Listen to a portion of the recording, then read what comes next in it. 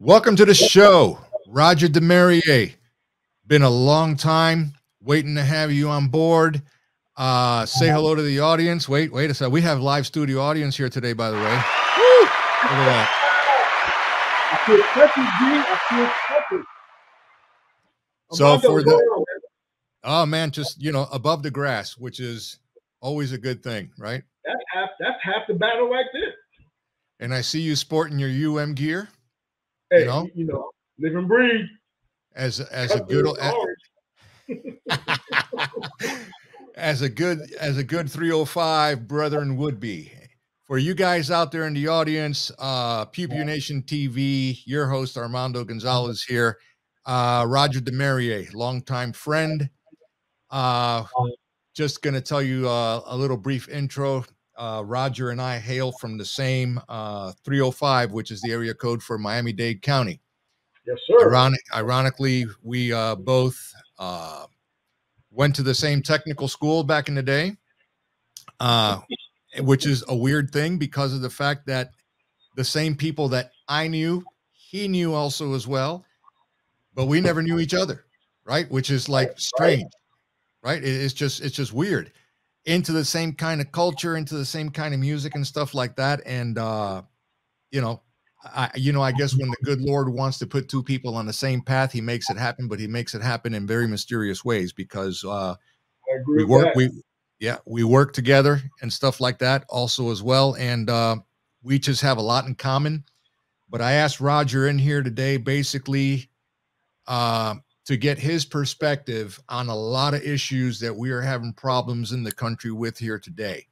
And I'm just going to be straight up and I'm just going to let you guys know I'm not here. He's not here either to offend anybody, to piss anybody off.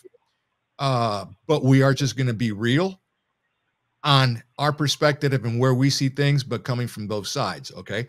We're going to be talking about, the racial issue. We're going to be talking about the economy a little bit. We're going to be talking about, challenges in the workplace. We're going to be talking about challenges with the youth, on where their heads are at today and taking personal responsibility. We're going to cover all those things. And why is that? Because by the end of the show, you guys are going to be able to start connecting the dots and find out what your elected officials and your government have created. And this is, again, no right side, no left side. This has been going on for decades. Okay, on the conquer and divide, and instead of us being united together as one people. And we're going to touch on that because it's important in our culture today. So with that said, Rodger, tell us a little bit about yourself, man. How was your where are you from? Where'd you grow up? What was your childhood like? Sure. So born in Brooklyn to Trinidadian parents, right? So my mom and dad both hail from Trinidad.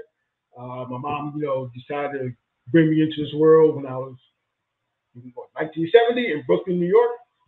After living there for 4 years, she's like, this is just way too cold for an islander. So she moved down to good old South Florida, man.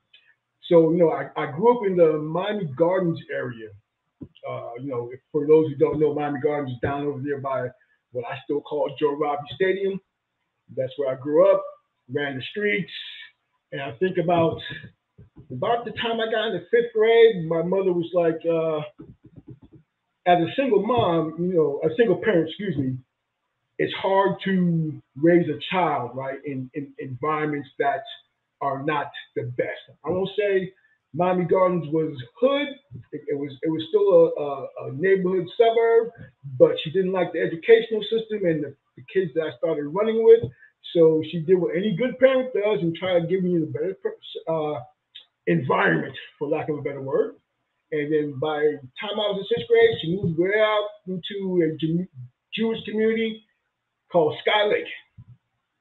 Yep. So she sent me over to a Catholic school where I went from being a predominantly Black child in the school to where it was just me and my cousin were going to African-American gentlemen in the school. So I don't think we talked to anybody for the first week we were there. Because, I still came from an area where Roots was played, once a year. So, we thought about the whole, you're not of the same skin tone and everybody's looking at you different. I was just graced with the fact of being the biggest kid in the classroom. So no one ever came to me in a disrespectful manner. Well, not too often anyway. So let's back up a little bit here, and I am going to be jumping in and doing this because it's important and pertinent for the audience to understand what's going on here. So let's back up a little bit. You grew up in Brooklyn, New York. You basically are from there. Mom was a single mom. If you can talk about it or you want to talk about it, that's fine. It's up to you. Where was your dad in the picture here? Okay, so my father pretty much was a donor of DNA. Not in the picture. I would see him. He would come down and visit us in Miami, but never really spend any time with me and all that. I just think it was a booty call as I got older. No, not anything to be done. I think in the years of him even showing up once every other month, we played catch like twice in my life. Nowhere in my life. So, and this is very important, right? For those of us who have kids and are parents, you got to be in your kid's life, right? Yeah.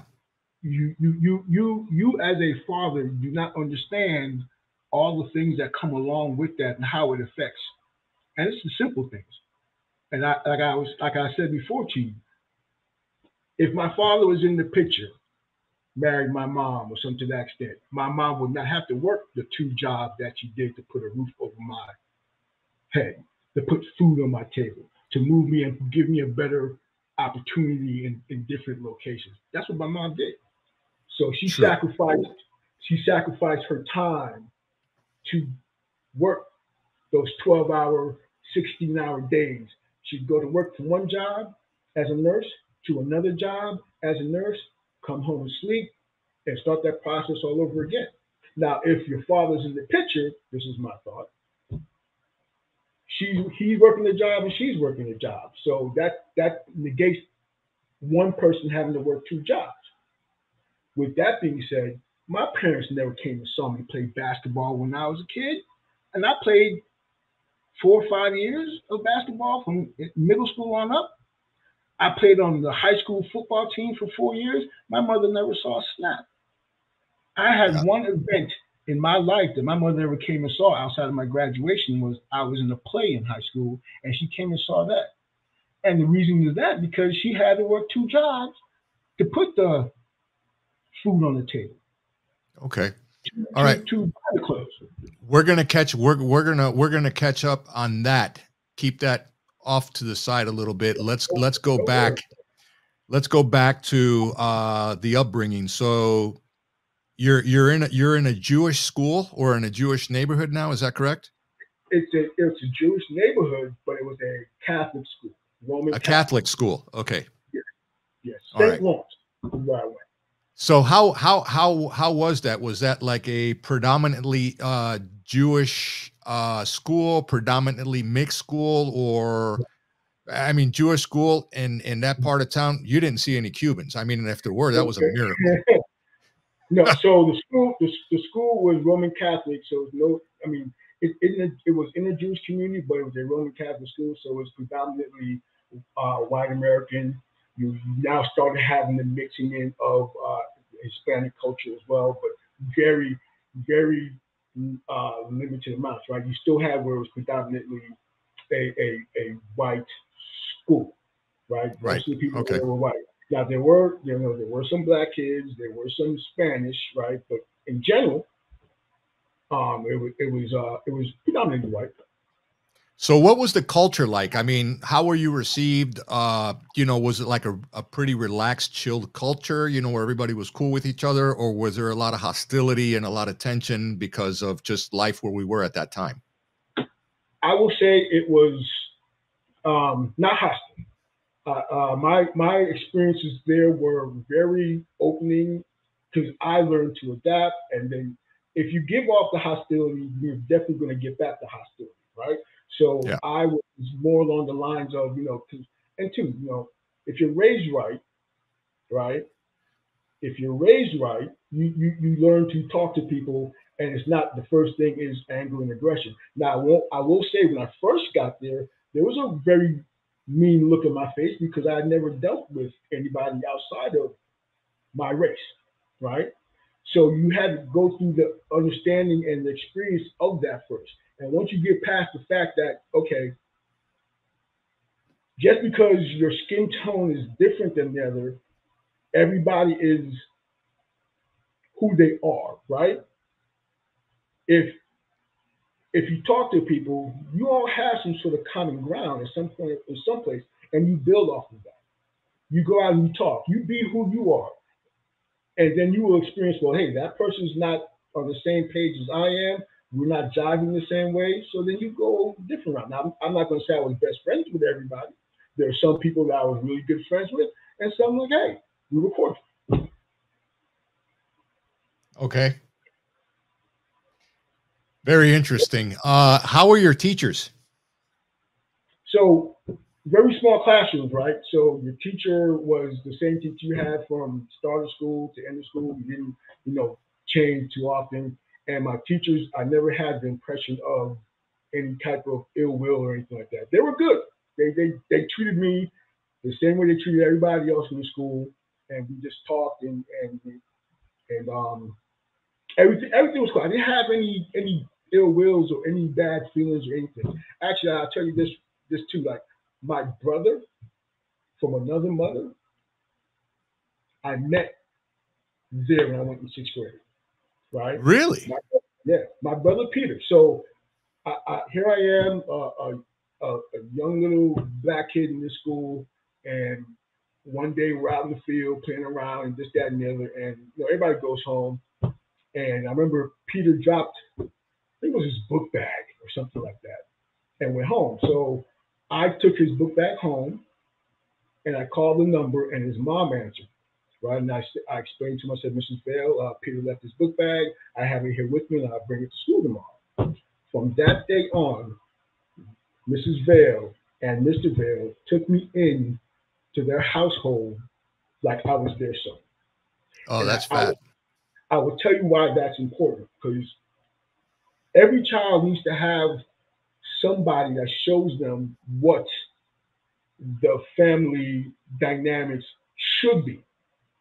I won't say, and they're not perfect, you know what I mean? But you can't strive to be something or better or something if you don't know what you're striving for, if you don't see an example of it, right? And that was where my experience of what a real man is supposed to be, what a father is supposed to be, stepping up to the plate, making sacrifices and doing what, So, and herein lies the rub too. So when everybody else comes to me and says, white people are the devil and this, that, and the other, I have to say no because I know apparently I'm not, right? I'm not going to say everybody's good, but you just can't go basing everybody based on their skin tone. You have to let their character. You have to. I know some. I know some Cubans that are devils. You know what I mean? It comes in all shapes, sizes, and colors, buddy. Yeah. So it's like if when you come across somebody who was a Cuban back in my day, who was fresh from Cuba, they gave me funny looks. They used to look at me, but does that mean I'm going to be like all Cubans are bad? No, you be a proof of that right here and now. You know what I mean? Yeah. What do we have in common? Man, we listen to freestyle music. And a lot of it. Yes, sir. And a lot of it. So basically, your mom held down the fort, and basically took care of business. So you graduate high school. Let's say you're in the 12th grade now. You're getting ready to graduate high school. Mom's working a couple of jobs, to hold down the fort at home. What's your thought process at this point as to what it is you want to do and where you want to go from here? Had no goals, no ambitions. I started working when I was 16, and well, I lied. I wanted my job so bad. I started working at Taco Bell when I was a month before I turned 16. I was 15 years old, and the guy said I had to be 16 to work. I lied, and I told him I was 16. I took my birth certificate to school, photocopied it, hit that 1970 with some whiteout from back in the day, changed it to 69, photocopied that so it looks like a different copy, and gave him the photocopy. He hired me a month before I turned 16. Reason why, right? I saw my mom working, multiple jobs. And the high school I went to, Chaminade, which again too was all white at the time. Know it very well. Yeah. Was I had to catch a bus to get there, the public bus to get there, and a public bus back, and it was like a 2-hour trip. And I wanted to have a car. The only way I could have a car was to get a job, right? So that's what I did. So by the time I graduated, the only thing I wanted to do was I just worked at Taco Bell. I thought I had no real goals. I was running around with some friends of mine, little rap group type of thing, and we were just, no real goals or ambitions. I was trying to, chase skirt. Two things you did when you were fresh out of high school. Exactly. Yeah. So, when did college or taking your career to the next level come into play? Okay, so I get, and this is kind of important to me. In 1994, I met a young lady at Taco Bell. I was messing around with an employee at my job. We lived together for a year, and at the end of that time, she comes to me. She says, "Rodger, I'm pregnant, right? And I'm going to get somewhere with this. I'm pregnant." I'm like, "Oh, okay." Now, being born as a bastard, because a bastard is pretty much being born out of wedlock. My mother wasn't married when she had me, right? I refused to follow the same path or footsteps as my father did. So once my wife to be told me that she was pregnant, I asked her to marry me. So within a week prior, before we got married, she had a miscarriage and lost our child. No shit. So, wow. That could have been my get out of free card. Well, I'm out. Woo! We got married anyway. You know what I mean? Outside the fact that I love her, but if she's willing to go through all that for me, the least I can do is step up and be a man. And that seems and that what you just said right there, and again, if I'm wrong, you correct me on it. But that seems to be a very, very common issue in this country today, about guys not stepping up when you have a situation like that, and then something horrible like what you experienced happens, and immediately it's like, they play the I'm very sad in front of the significant other. Wow, this sucks and stuff like that. But deep down inside, they're celebrating. Hell yeah, I'm done. I'm out. I'm on to the next one, right? Because I've seen it. Am I right here or no? You're 100%. I mean, I could have easily been, I'm out. Hey, it's nice knowing you, good and this, that, and the other, deuces, and be off playing the field once again, right? But when you find the right one, and if they're willing to go through the things that you're going through and go back to far, you doing the right thing, and which a lot of men don't do the right thing, you do the right thing. But to speed the story up, we're married. We have, 2 kids.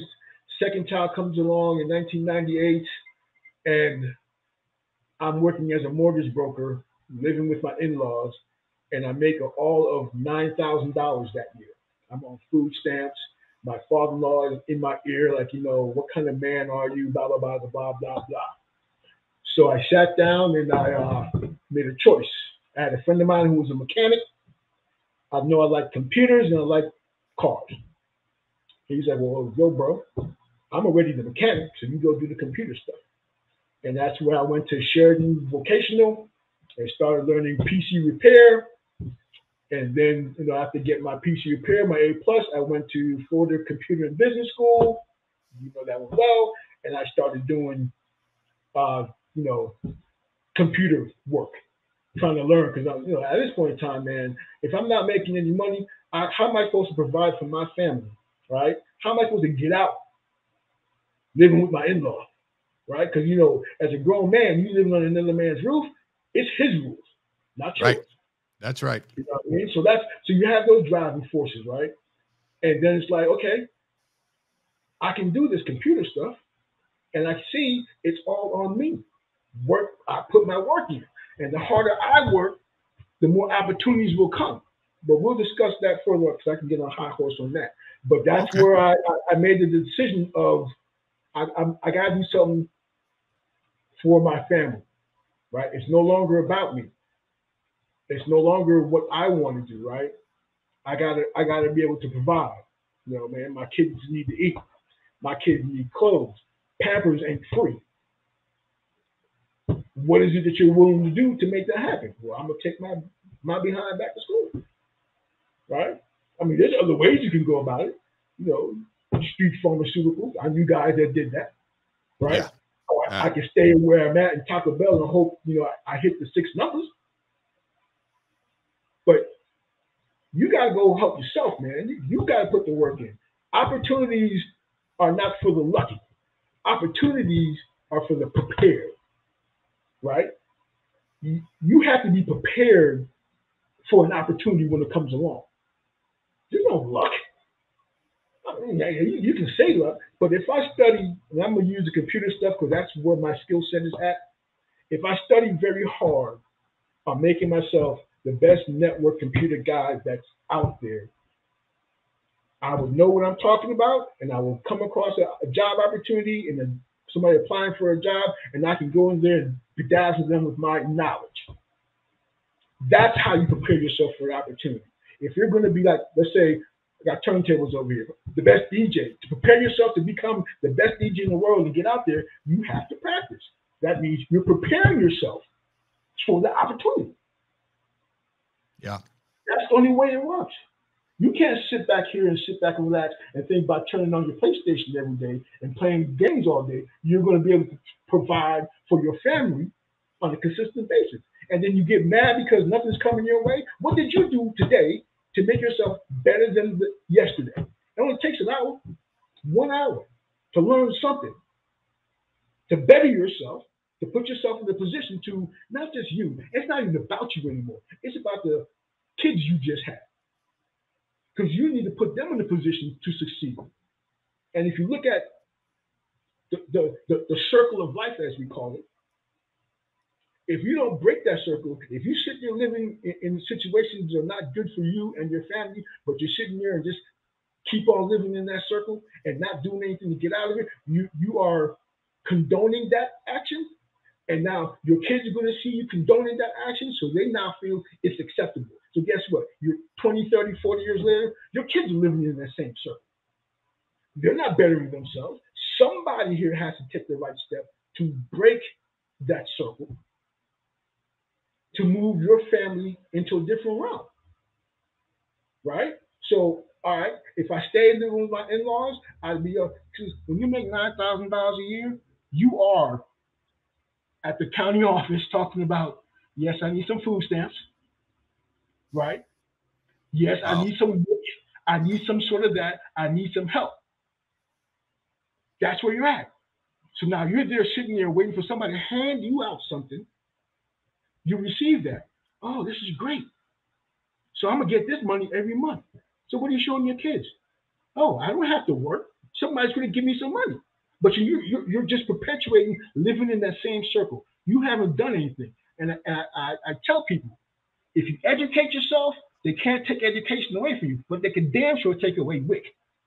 They can damn sure take away Medicare. And Amen. If you look out there, if you look out there on what's going on, that's what they're working on, right? That's what's being worked on. So if you sit here and you say to myself, look, I know I'm smart enough to do something. And if somebody, I call it making yourself sexy for the next person. If I'm sitting here becoming the best network or DJ person that can possibly be, I may not be sexy for this opportunity, but I'm going to be sexy for somebody else's opportunity. This stuff is worldwide. right? You want to be, you like arguing with people, become a lawyer, right? Yep. You first you may not, you can't just jump off into being a lawyer, but you start off as a legal assistant. You know what I mean? Start taking some sort of courses, you know, and we all know YouTube now, which wasn't around in our day. Nope, but YouTube, not at all. YouTube University is going to teach you a lot of stuff. You know what I mean? Absolutely. But you gotta. Oh man, we could talk, right? Because I know people out there. They got an iPhone and they got a Google on the iPhone. They can come up with the money for that, but they can't, you know, come up with the money for classes or anything like that. One, two, YouTube is free, and you're paying your phone bill, so you know you got internet. Teach yourself something. Make yourself better. Shoot for something. Or they have an iPhone, like you said, and you know, and they got all these pay for apps and stuff like that, and they're paying obviously a cell phone bill, but they're not putting food on the table or taking care of the little ones. See, you know, and we've talked about this before, right? I mean, you know, I know where you in South Florida, I know where you were at, where you were coming up at in South Florida. You know where I came up in South Florida. I mean, I lived in Hialeah and Efficiency near Opelika. I mean, that was like, you know, that was like the Cuban ghetto, basically, right? I mean, you know, gangs and all kinds of stuff. So I know what it's like to grow up hard. But what you just said right here, right now, is an all too common thing that I see today in this country. Especially, we've all been there, right? The food stamps, the handouts, you know, the assistance and stuff like that, right? But one too many time I've seen this, and especially today with, you know, distant family members of mine that are leaving Cuba, okay, and they're going to another country and eventually make their way in here, and not through the legal process, right? They get in here through the illegal process, and they're bringing that mentality and that culture, right, of dependency and you know, give to me, but I'm not going to work.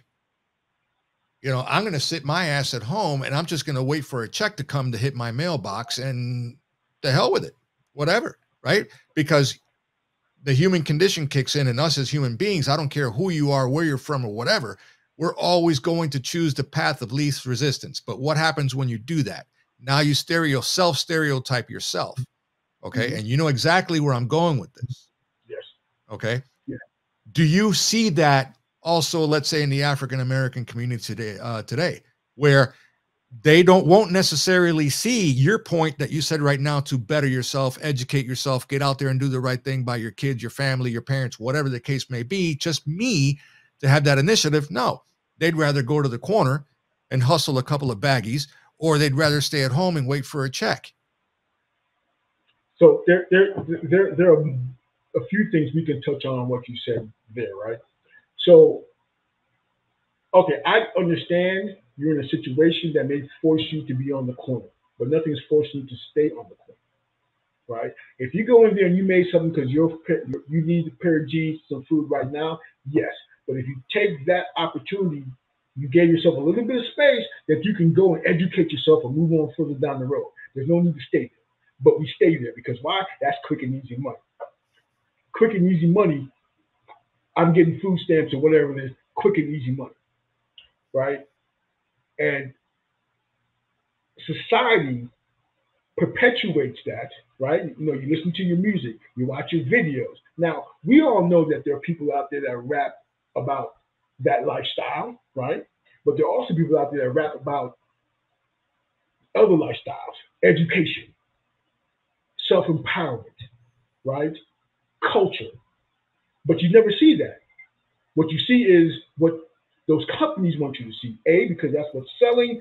B, absolutely. Besides that being selling, they're out there to let you know, hey, this is another one of those ways I can keep you down, right? I can keep you down. You can go and just look at the incarceration rate of minorities that are in the jail cells. I mean, unfortunately, if a white person has 5 grams of weed, I'm just using numbers, I don't know anything exact. Let's say they might get a year or 2 for possession. If a Cuban Hispanic, Latino, Black has that saying, they're getting 3 times the amount of time. It's been shown. Why is right? that? Why is that? They don't want you to get ahead, man. Think about it. Okay. Do you think the people who own Walmart want you to get ahead and start your own Walmart? No, they want you to be in a position where you have to only go and buy Walmart. If I educate my consumers, I will no longer have consumers. My bottom line gets affected. It's like that. Unfortunately, if I keep you uneducated, you stay dependent upon me. Staying dependent on me keeps the cash flow in my pocket. I stay in the 1%. So basically, I'm just going to come out here and say it. It's basically like, you know, a verse from Tom McDonald, one of his songs that, you know, Black lives only matter once every 4 years. When it comes time to vote. Yeah. Yeah. Sorry to put it that way, but that applies across the board for everyone in that kind of situation, right? Mm-hmm. It literally does, because they promise you everything. Oh, we're going to, you know, one thing I've had to learn the hard way, and the old man always told me about this. He said, look, be very, very wary and aware that when the government comes to your front door and says, don't worry, we're here to help, run the other way, because they're not here to help. They are not, because you will pay. Agree with that. I'm going to tell you here, this true facts. This is a conversation I had. So my mother had a handyman, right, that was Haitian. And this is, if you don't know anything about South Florida, at the time we were coming up, Jamaicans hated Haitians and Black Americans. Black Americans hated Jamaicans and Haitians, and Haitians hated Black Americans and Jamaicans. Right? It was just like a known thing. The Haitian, go ahead. I'm going to stop you right there. And the only reason why, sorry guys in the audience, but I want to make sure that our video quality here is great. The sunshine is poking in through that window. I'm going to go. Yeah. It's glaring up that screen. Got to make sure we have good video quality here, because if not, what's the point of the show? That's what I do. Yeah. Sorry, brother. Go ahead. Continue, man. So that was going to be my next talking point, was now get this, guys out there in the audience. Listen very carefully to what he's about to tell you right now. Okay, very, very carefully, because it is important. And then I'm gonna jump on the tail end after he's done with that and tell you my perspective on the same thing. So we're gonna add clarity to the narrative. Okay, go, brother. So the thought process, it was brought really home for me, because this same handyman told me, "You Black Americans are lazy." I got hot. Because first of all, I didn't consider myself Black American. But, I grew up here. It's like, yeah. But we are lazy, right? Why is that? Because instead of going to work, I can get the handout. I'm looking for the fast buck, right? Now, this guy's running here, breaking his back, working, doing side engine jobs to put money on his table. When you go and you look at the medial jobs, your nurses, your LPNs, right? Your custodial work, your custodial staff, working in the fields, right? Who do you see working most of those jobs? Immigrants, people, the Haitians and the Jamaicans who have come across from the seas, because they don't have shit. They know what it's like not to have, excuse my French, nothing, right? And they come here, they go to school. They go to the technical college. They go to the, whatever I got to do to get into a job so I can work my way up. Most of them. Now, you do have some Black Americans that do that, but they're not the ones talking about it's the first of the month, right? They're not out there celebrating the 1st and the 15th on general. Now, do you have some that do? Yes. Do you have some Black Americans that are not fitting into that role? Yes. But when you think of it on the whole, that's what you see. So they're mad Jamaicans, Haitians, because they're like, yo, you have the opportunity here and you squandering it. You're not doing anything for it. And you're mad at us talking about we taking all your jobs. Well, yeah, because you don't want it. Right? You're not, I don't see you in the library late night study because I'm trying to get I gotta pass my LPN test. Right? Why do I have to pass my LPN test? Because my family is dependent on that money. Right? They're not dependent on they might take some food stamp money for right now, but with the thought process of once I get better, I'm not going to be sitting there waiting for the government. But we do that. Now, is everybody in a position to do that? No, but everybody can be in that position, willing to make sacrifices. Some sacrifices may be more than others, but if you don't change something, one thing at a time, you will always be in that situation. And this is why those other nationalities would hate upon us. Why do you think, well, you can probably speak on it better than I can, but why, you know what, people from Cuba left Cuba for the same reasons, well, they're going through the same struggles as Haitians and Jamaicans, and they're leaving where they're at because the opportunity is here. But the opportunity is here for everybody, and they're mad at everybody else because you have this opportunity and you're pissing it away. Listen, man, let me tell you something. And you know the demographics. I know the audience probably doesn't, but you'll know when I say it. When I was going through high school, right? Interest rates back then, they were, I'm going to say, between 26 to 27% for housing. My parents couldn't afford to buy anything in Miami. They couldn't do it. I mean, it was completely out of the picture. My mother worked for Dade County Schools. She was a cafeteria worker. She worked there for 30 years. After she retired, after 30 years of service, they asked her to come back and work part-time, 40% or, retired. And she did it. And it's like you said, nobody else wanted that job. Nobody wanted. This was all immigrants. No white people at all. And I mean zero, because she used to have the stories with me. Why? Because they didn't want the jobs. They weren't taking it. That was the teachers and your administrative staff, but a cafeteria worker, the custodians, no, nobody took those jobs. I'm going somewhere with this. And we are living in Leisure City, right outside Homestead Air Force Base, okay, which was a small migrant town, okay? Mm-hmm. And we lived right next to the Naranja and Gould's projects. Okay, huh? I said, you was down there, bro.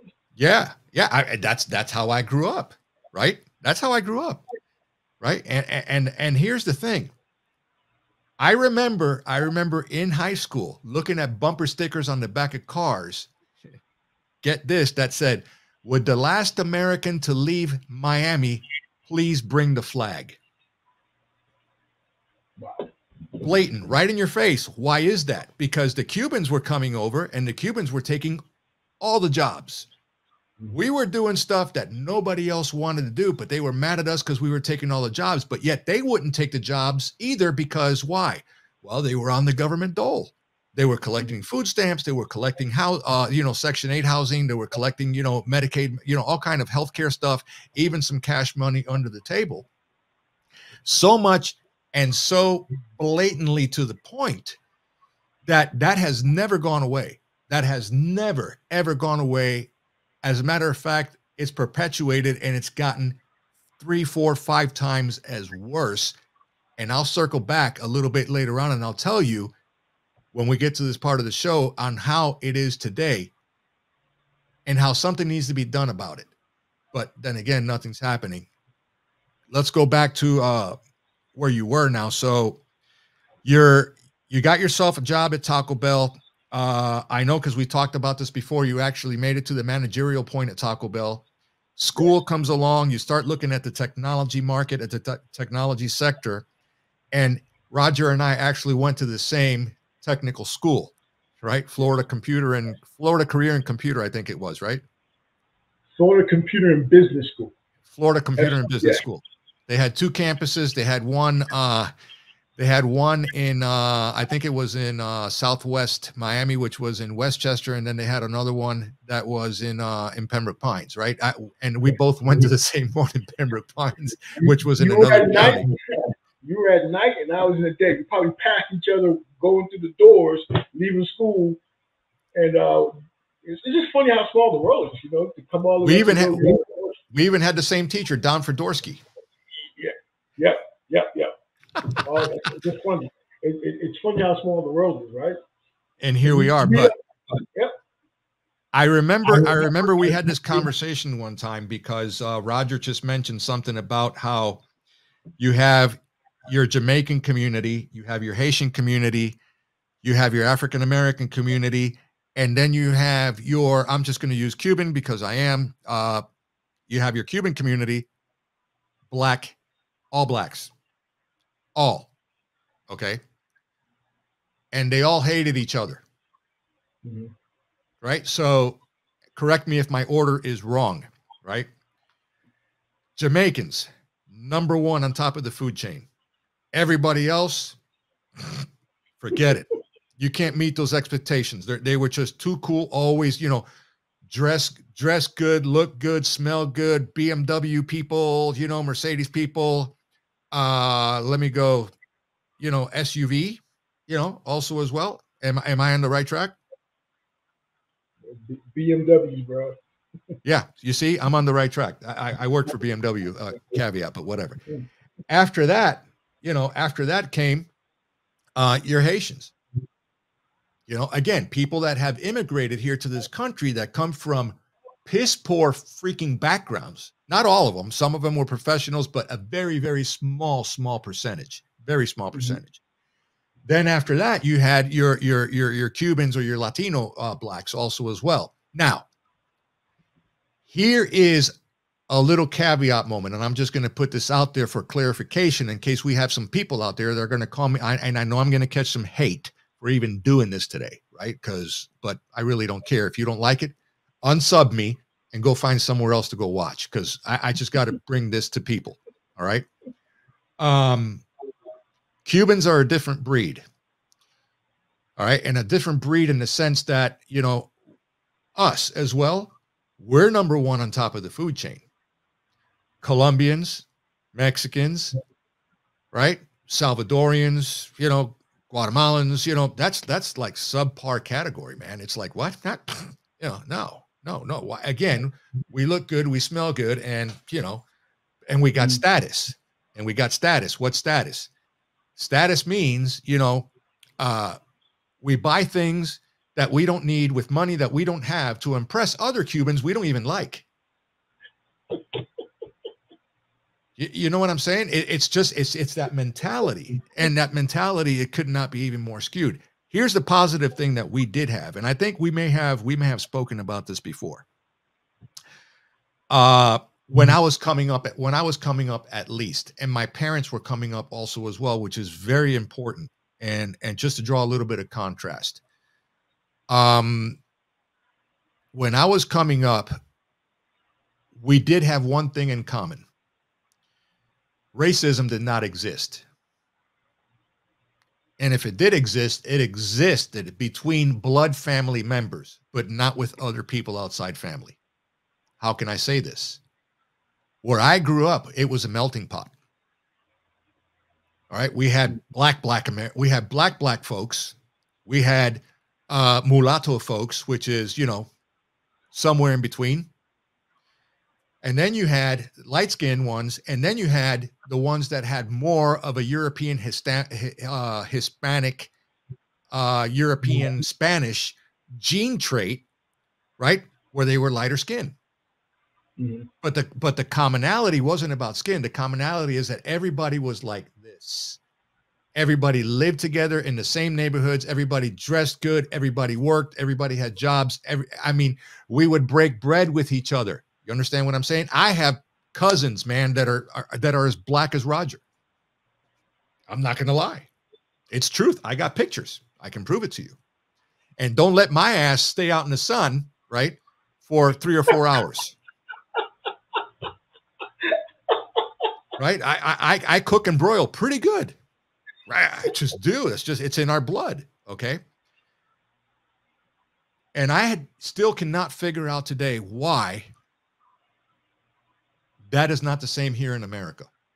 And that troubled me for a lot of years. I mean, you talk about Celia Cruz, man. I mean, she was an icon. That woman was loved by everybody. There was no racism there. It didn't exist. It was all bullshit. Okay? It just did not exist. Of course, later on, things changed. Things changed because, you know, nothing is utopian. Nothing lasts forever. Everything goes to shit one way or another. And it's funny. Do you remember a TV show back in the day that was called Que Pasa USA? I remember the show. I didn't watch it because I don't speak Spanish, so it missed me because I didn't understand based on the lingo. Okay, so basically, Que Pasa USA was done in Spanglish. For those of you out there that don't know what Spanglish is, it's a mixture of Spanish and English, right? Articulated in basically one sentence. So it may start in Spanish, the middle goes to English, and then it ends in Spanish, and then vice versa, or however you want to mix it up. This show was based on that. And it ran for a lot of seasons in Miami. And it was a comedy. It was a sitcom. It was about a Cuban immigrant family that just left Cuba. They came over to America, and they were trying to assimilate to become Americans. And then you had the culture. You had that culture clash going back and forth. So basically, it was grandma, grandpa, mother, father, brother, sister. That was the whole, and they all lived together under the same roof, which was common. So one day, Carmencita, who was the daughter, comes home, and she's speaking with her mother that she's inviting a friend over the house, a male friend over the house, right, from school. And the male friend comes to the house, knocks on the door, goes in, and it's a black guy, right? And Abuelita, grandma, says to the mother, "Ay, Dios mío!" It's like, oh my God, Carmencita's friend is black, right? That whole, oh my God, right? And grandpa gets up. That's Jose. He's not black. He's Cuban.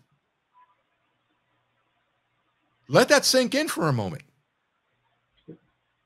That's Jose. He's not black. He's Cuban. So what was he telling you? There was no distinction of it. It did not exist. That did not exist. I'm telling you. As a kid growing up, my father and I never had a really good relationship. Never. And I remember when we were living in Chicago, one time we went to New York City, and he had a lodge brother of his. Okay. Looked just like Rodger. These two men hugged each other, and they both cried. They cried because they hadn't seen each other in well over 20 to 25 years because they were best friends in Cuba. And they caught up through family members and friends of each other, Billad, which was his name, was in New York City. And Dad jumped in a car and put us all in a station wagon and drove us to New York City, and we went and visited. We actually stayed in his apartment like for 3 days. I'm sorry. I don't see that today. I just don't see it today. And Rodger is trying to. Go ahead, man. He's trying. This fucks with me a lot. Sorry. It really does. All right. So first I'm going to say, because in Cuba and those other countries and in early Black American communities, we're all going through the same type of struggle. So you didn't really have there was no separation of skin tone and this, that, and the other. Your migration happens and you come into the United States. Here is where I will give you the downside of being in the United States. Don't get me wrong. I will never live in another country. Opportunities here are above and beyond anything to me in any other place, right? I will always be that.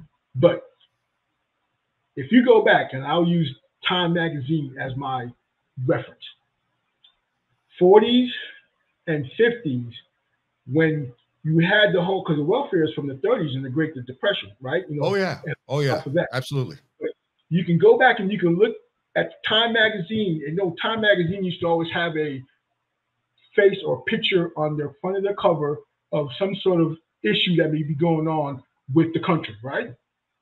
Yeah. So when they were talking about poverty in the 30s, 40s, and 50s and 60s, it was a white person on the front of that cover, right? Or we need to help these poverty-stricken people. We need to do our best, right? And give them our money and so forth.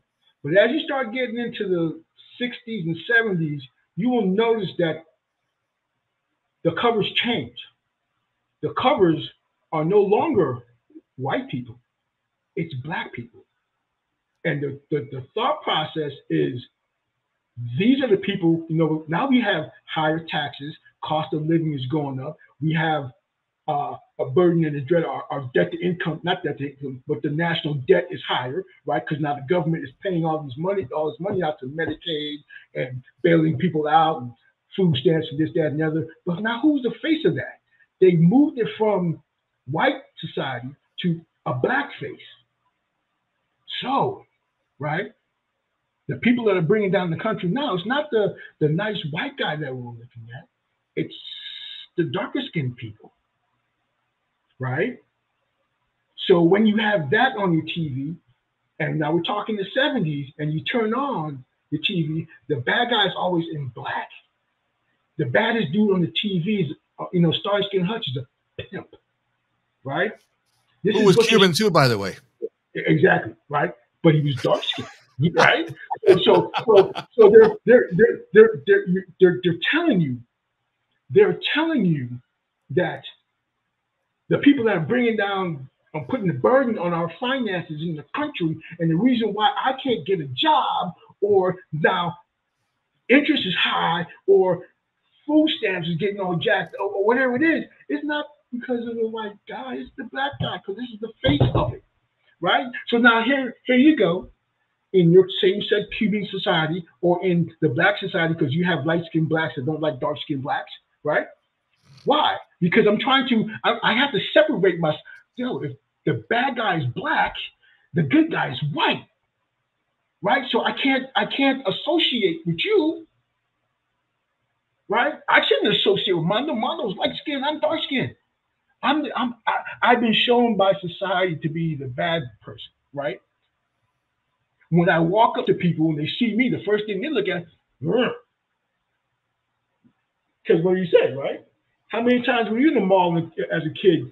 I remember walking through Sky Lake Mall with Aventura, and the old white ladies grabbing their purse because they think that I'm going to rob them.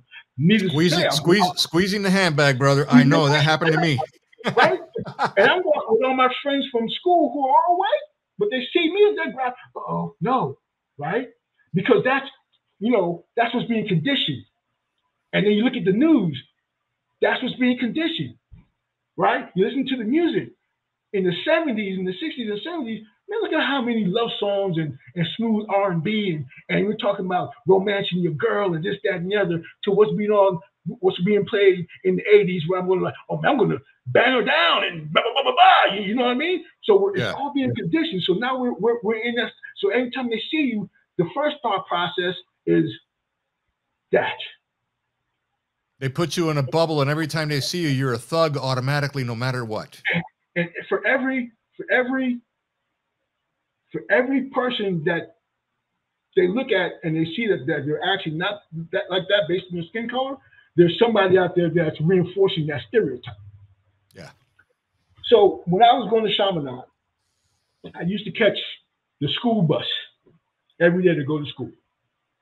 So you get on the school bus, right? I used to get on over by where that Publix warehouse used to be on Miami Gardens Drive and like Northeast 2nd Avenue, right before you got to the I-95, right? So I would get on the bus there, and the bus would take us down into North Miami.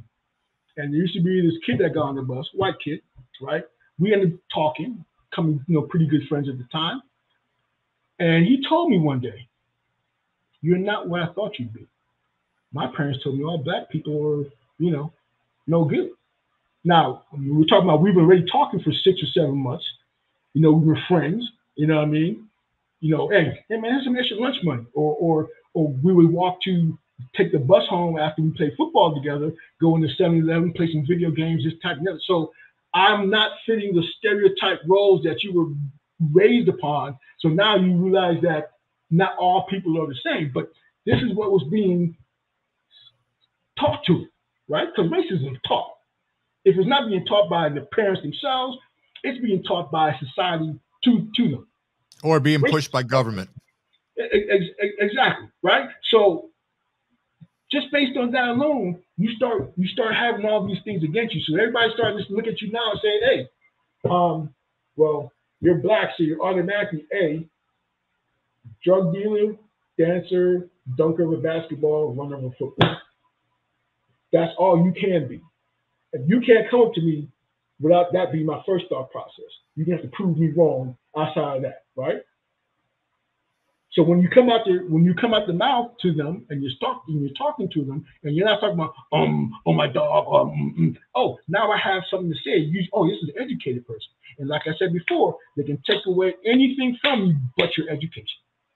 So explain to me and explain to, well, I know, but explain to the audience, why is there such a division with, and I'm not going to say African-American, I'm going to say just some black folk, okay, just to keep it neutral, where if you don't speak all ghettoish and you articulate like a white person, but you're really not speaking proper English, okay, why are you labeled as an Oreo? Black on the outside, white on the inside, or an Uncle Tom, or, you know, I got called that a lot.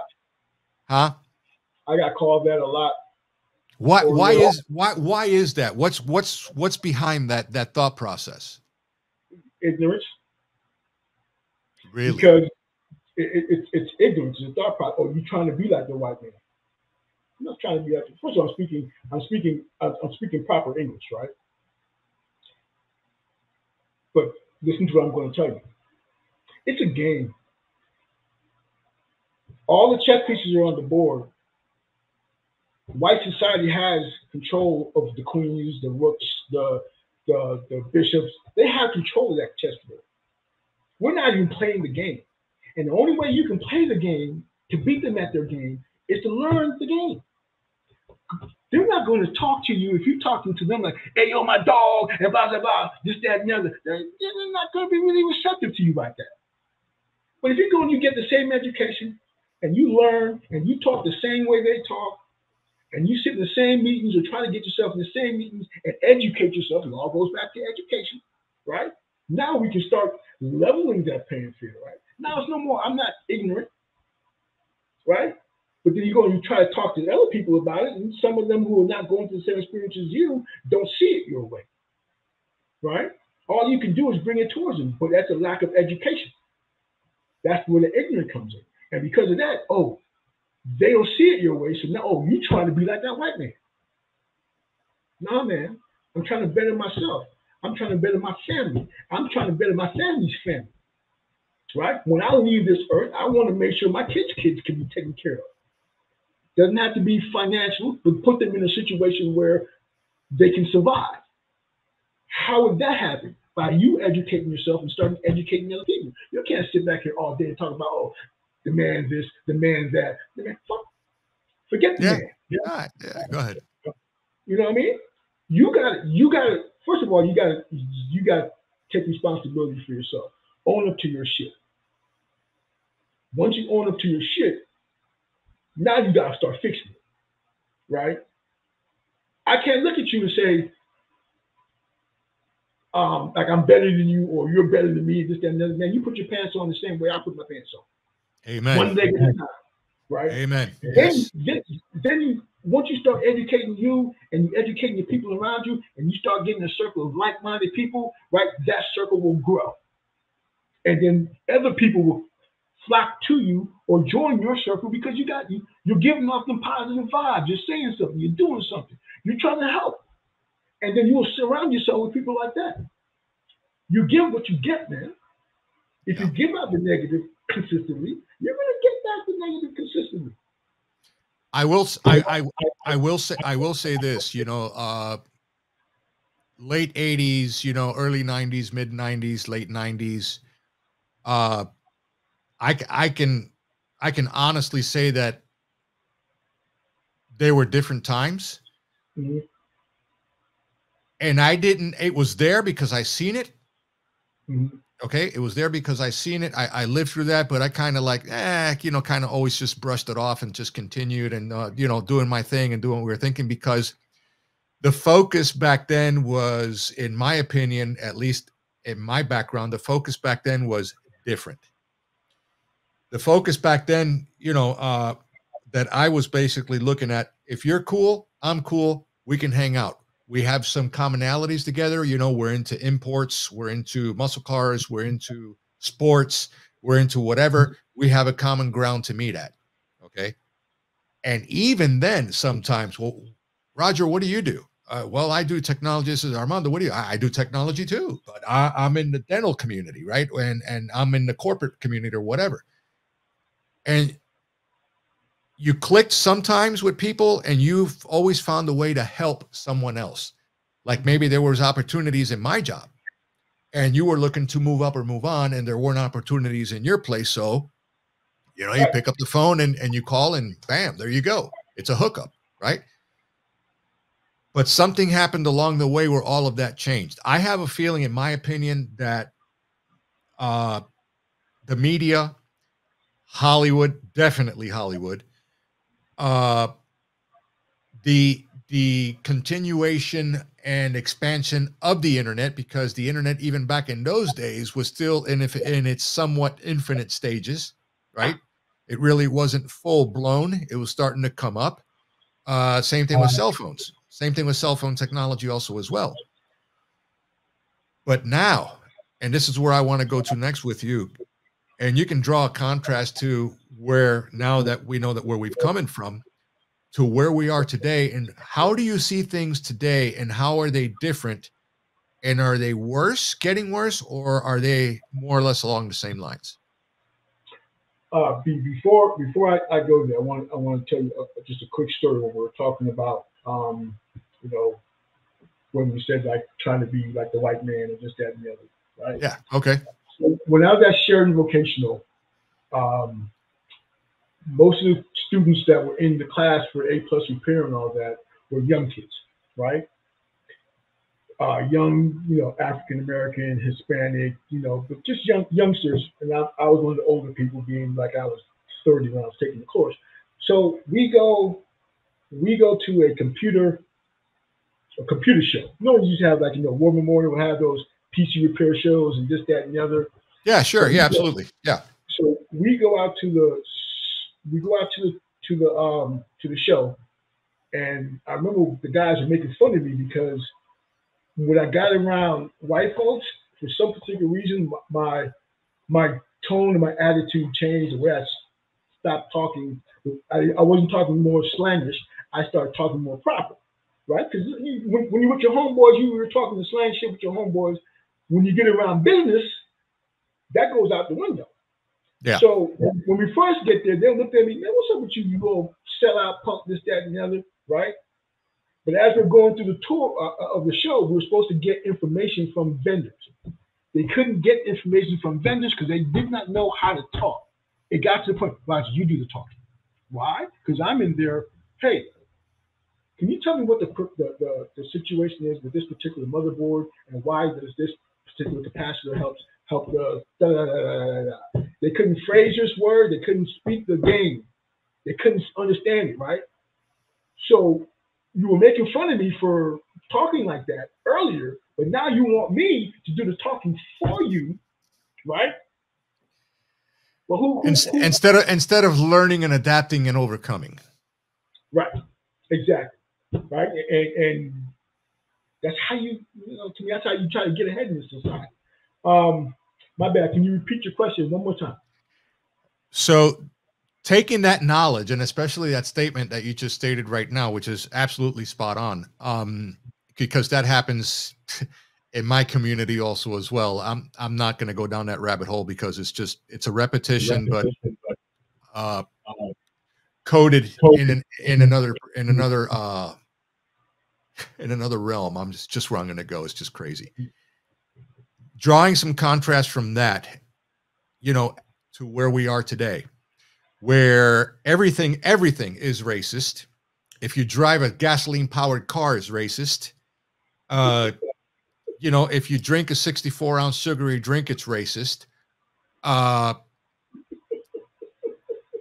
mean, everything is racist. Okay. The job market, where racial tensions are today, you know, do the white old ladies at the mall or still do this whenever they see us, you know, and stuff like that? You know, does that still happen?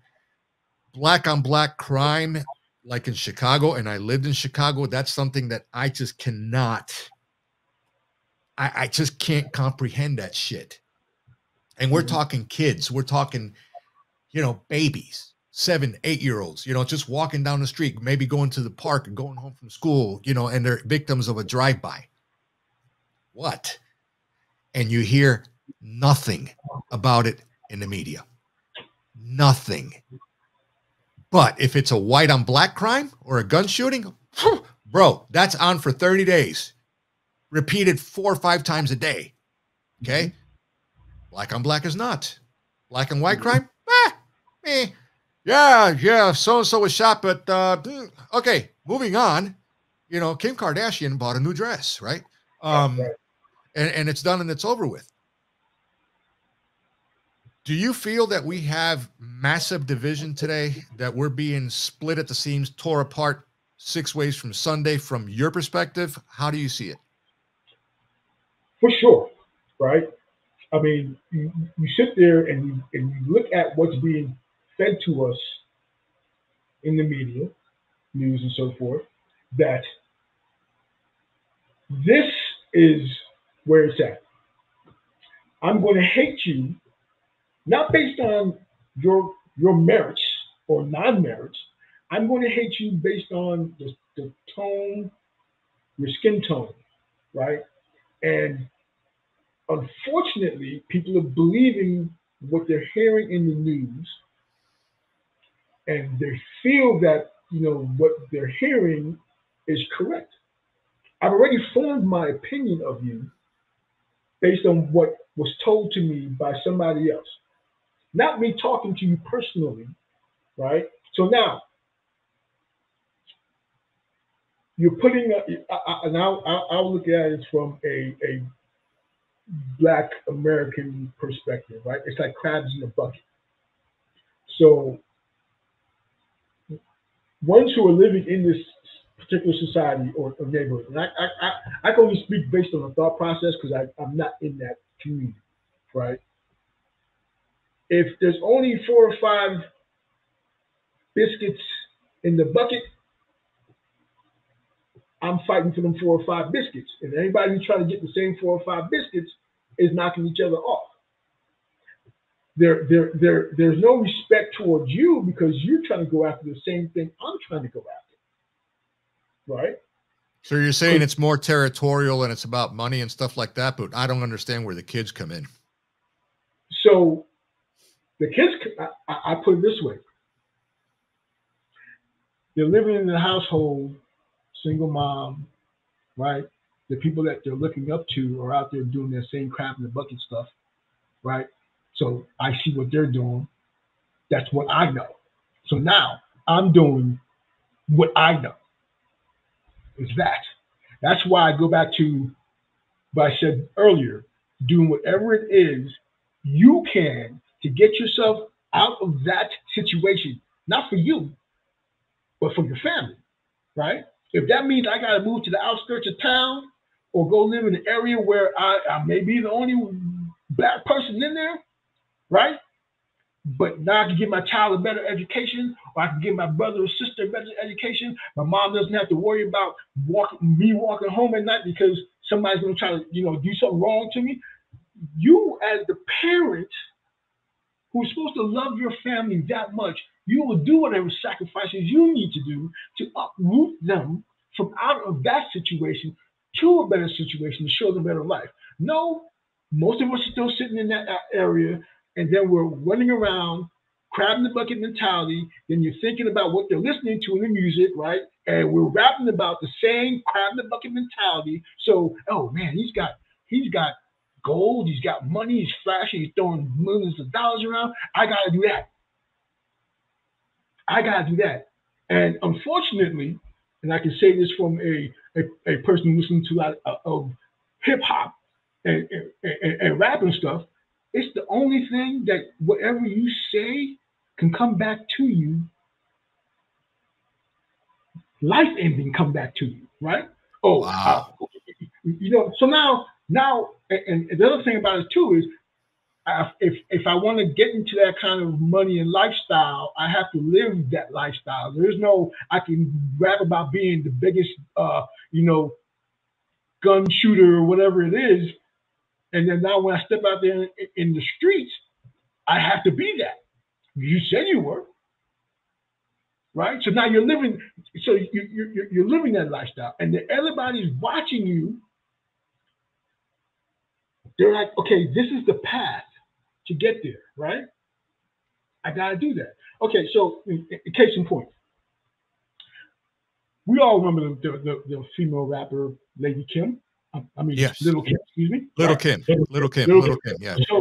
So she put a particular mold of how a woman MC is going to be, right? No longer are they going to look like the Queen Latifahs, the MC Lights, fully clothed, rapping positivity and this, that, and the other. We're going to sell Shake Your Ass.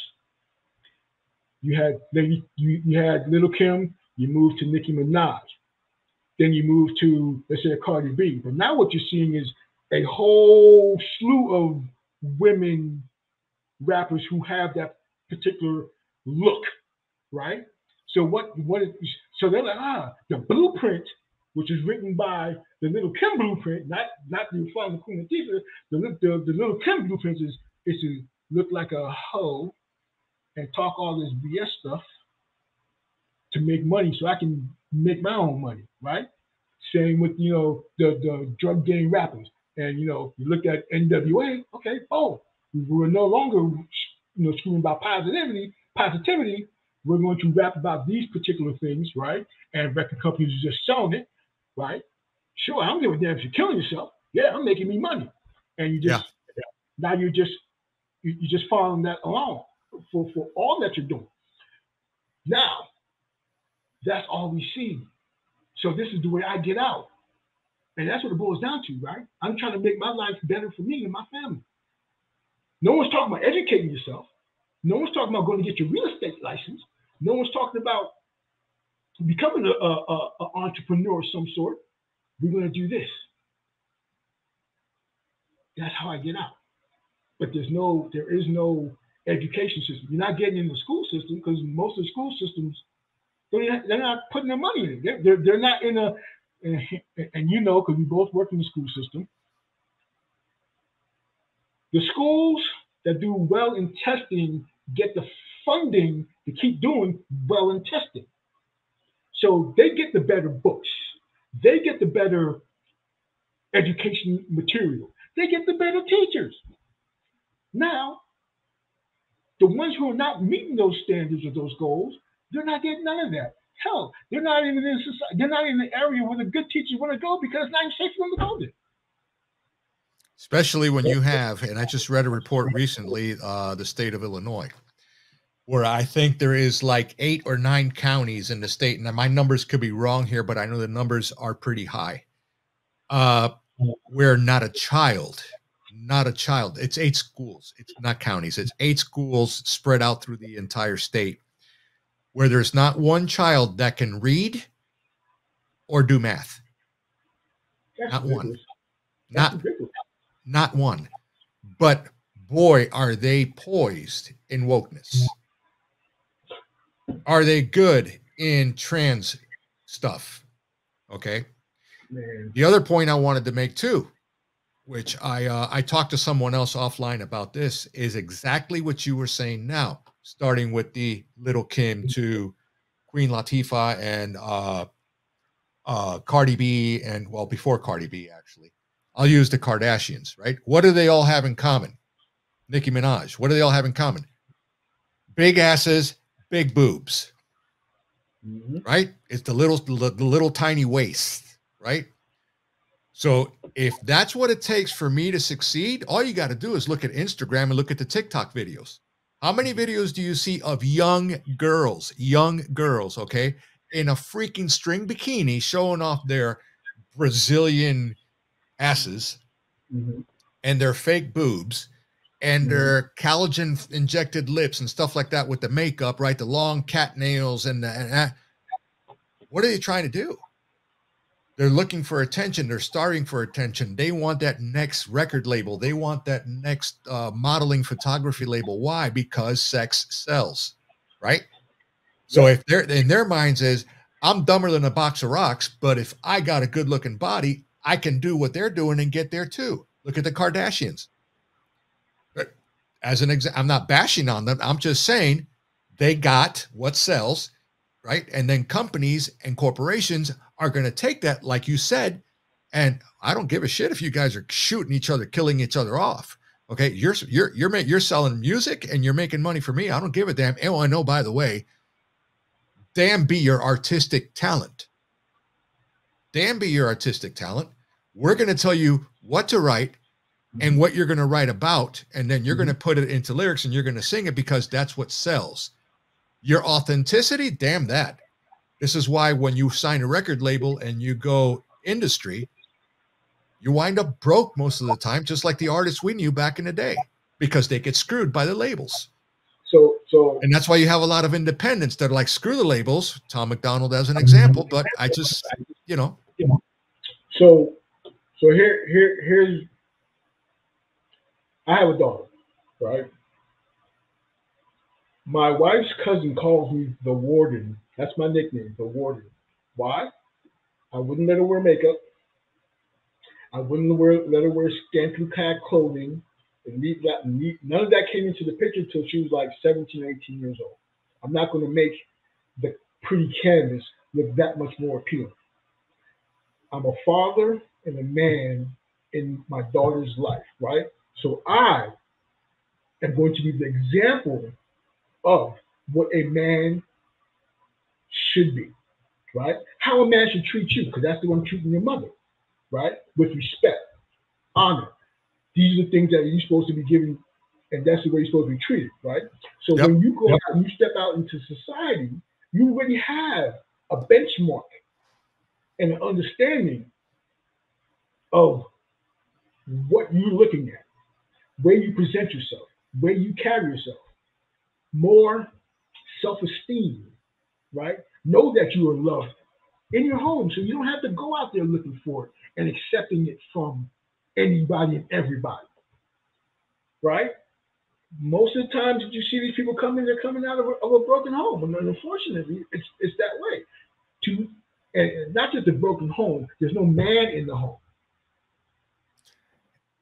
Why is that? See, because now we're going to get off into the tail end of this of the interview process here, which was my next thing. You just nailed it, dude. You're like right there. I have noticed. My parents divorced after 40 years, right? Because my dad was, let's just say that he never got over his immigration situation. Okay, could never process that.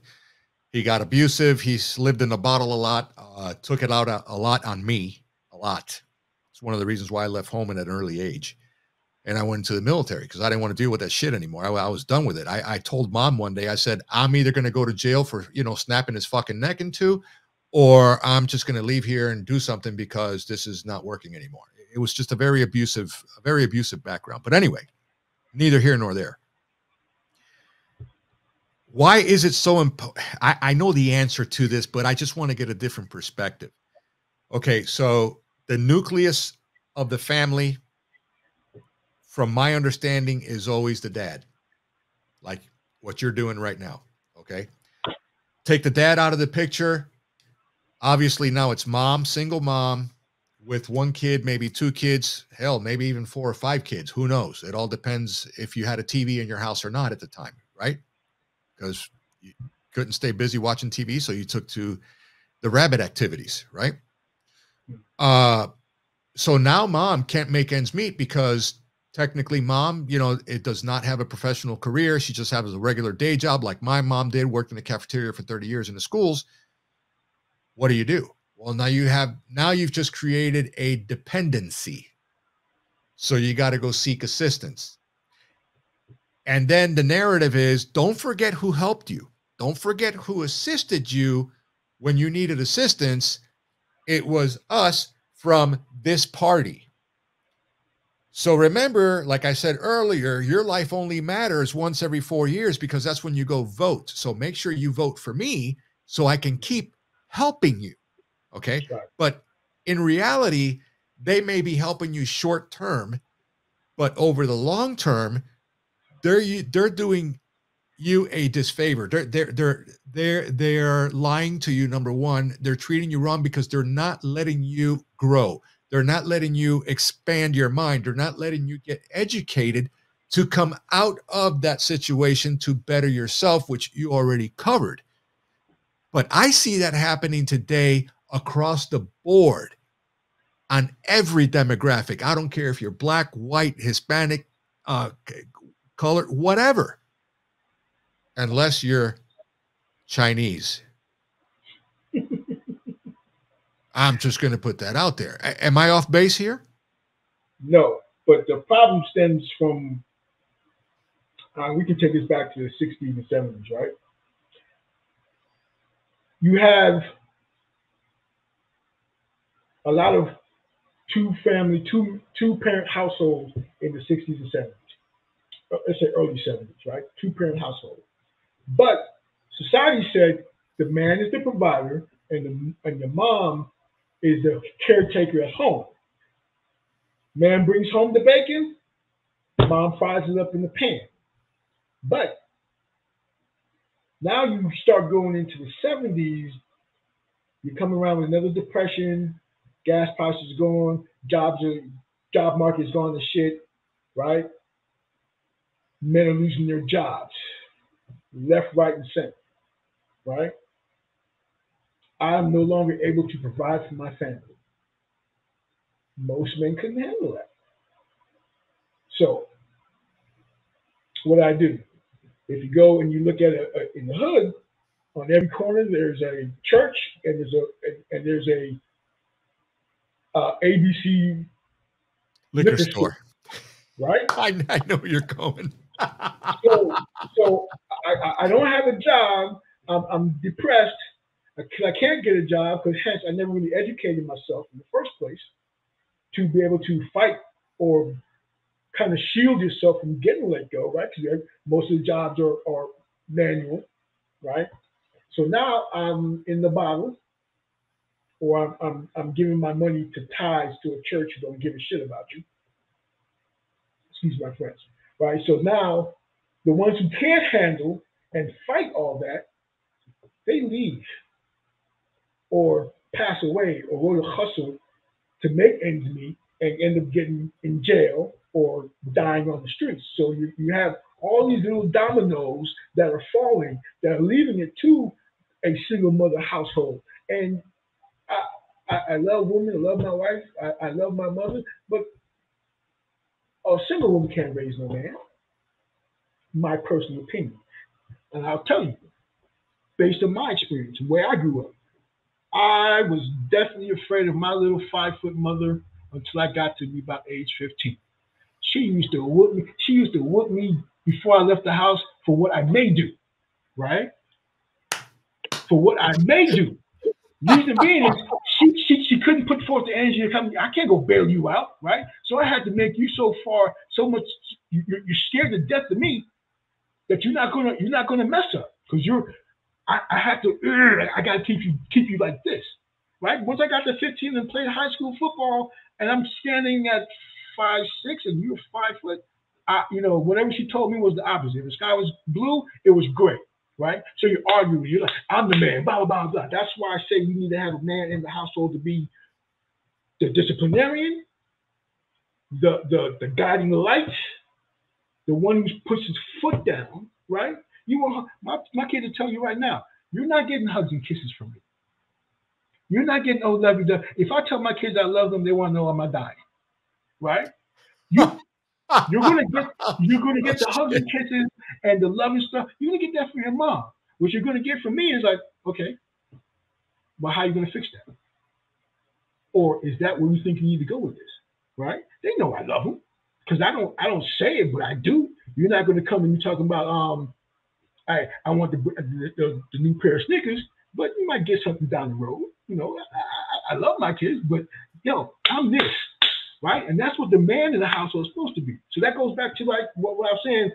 You had that stretch of these moms who are trying to raise their sons all on their own. They're out there trying to make money. So now the only way I can get the money is to be out there selling that heroin in the 70s, that cocaine in the early 80s, the crack in the late 80s, right? And then you have the ones who are using it because they can't deal with not being able to be the man of the house and provide for the woman that I love, all right? And now she's on your ass. Da, da, da, da, da. Now you no longer love her, right? You're arguing consistently. I don't want to hear that. I'm out, right? Why do you think there's an alcohol and liquor store in every corner? It was to divide the family household. You look in the 60s, minorities were strong and together, unity. Well, how you split unity? Split the household. How do you split the household? Who's the first person to lose their job? The provider. Yeah. Now you can't provide, right? And that just put the domino effect of everything that you have going on, right? And then you have, you think about this is funny, right? You have the war on drugs that come out where they're arresting every Latino and black man that's out there hustling, trying to get some money to provide for the family. Why? Well, it wasn't because we were killing ourselves that they're doing it. It started affecting corporate America because the people that need to work can't come to work and get the jobs done. I didn't even get jobs because they're strung out or whatever, right? So you have the corporate guys saying, Mr. Reagan, I can't provide to your funds that you need like I used to because my employees are too strung out. Well, you know what? We're going to work on that. Right? So now it gets even worse. So the man who's out there hustling, trying to get, provide for his family, right? Because this is all he knows now how to do, he's in jail or he's dead. Households split up even more. Yeah. It's a sad but true reality. And also, marriage is hard. Marriage is hard, right? But it's easier for me to say I want a divorce than I want to work it out. And then men are hard-headed. I know I am. Oh, baby, we need to talk. Those are the words that you never want to hear from your wife. Here we go again, right? But those are all the parts that are necessary. You got to put that work in, right? You got to put the work into the relationship so the relationship stays together, so your family stays together, so you can better your family. But we, in general, we don't want to do that. We break up. Well, no, because we live in an instant society, and we've lived in an instant society for decades now, right? Mm-hmm. Microwaves, instant coffee, Pop-Tarts, it's instant, it's fast because everybody is in a hurry to get nowhere. You're right. Like I don't have to buy a stamp to mail you something. I can just send you an email. There you go. Right. And then on the other hand, the way I see it today, because I see this in the schools a lot. I see this, especially in high school, a lot.